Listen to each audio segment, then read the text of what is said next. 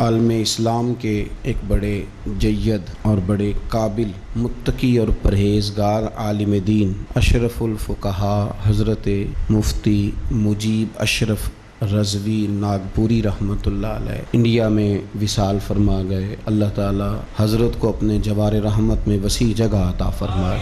بہت سارے ملکوں میں حضرت کا فیضان ہے، بہت سارے لوگ آپ کے تربیت یافتہ ہیں، شاگردوں کی عقیدت مندوں کی تعداد بہت بڑی ہے، بے شمار آپ نے مدارس قائم فرمائے۔ مجھے بھی حضرت صاحب سے نیاز مندی کا شرف حاصل رہا، بریلی شریف میں بھی، مکہ مکرمہ میں بھی، مدینہ طیبہ میں بھی، مینا میں بھی اور عرفات میں بھی۔ میں نے انہیں بڑے قریب سے دیکھا اور میں نے انہیں سنت اور شریعت پر سختی سے عمل کرتا ہوا پایا۔ اپنے مزاج کے لحاظ سے انتہائی شفیق تھے، نرم تھے، لیکن شریعت پر عمل کرنے کے حوالے سے ان کی طبیعت میں بڑی سختی تھی۔ کل صبح ان کا وصال ہو گیا۔ اللہ تبارک و تعالی ہمیں ان بزرگوں کے نقوش قدم کو سمجھنے کی اور اس پر چلنے کی توفیق رفیق عطا فرمائے۔ 3 سال مسلسل حج میں میری ان کے ساتھ رفاقت رہی، میں ان کی خدمت میں حاضری دیتا، ان سے بہت کچھ سیکھتا، بہت ساری چیزیں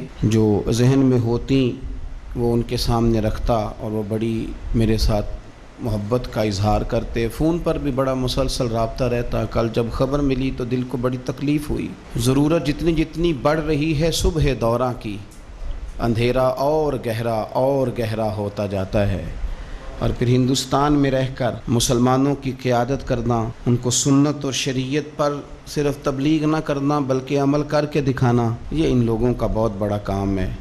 اور میں سنی سنائی بات نہیں کر رہا، میں نے انہیں قریب سے دیکھا۔ انہوں نے 30 کے قریب حج فرمائے اور میں نے ان کی بڑی دلچسپی دیکھی، اللہ کے گھر سے اور رسول اللہ کے در سے بڑی دلچسپی۔ مجھے یاد ہے کہ میں مدینہ شریف میں تھا تو میں نے فون کیا حج کے موقع پر، چونکہ مسلسل 2 سال ملاقات رہی تو تیسرے سال میں نے فون کیا تو فرمانے لگے میں سوچ ہی رہا تھا کہ ان کا فون ابھی تک کیوں نہیں آیا، اور سوچ رہا تھا کہ مجھے ہی کہیں سے نمبر مل جائے تو میں ان سے بات کروں، تو آپ تشریف لے آئیے۔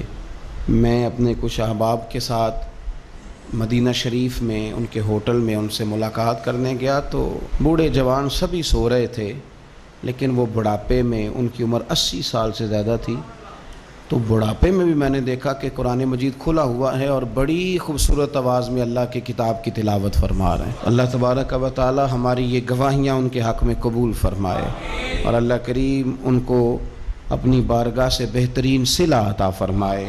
آمین بجاہ نبی الکریم صلی اللہ تعالی علیہ وسلم۔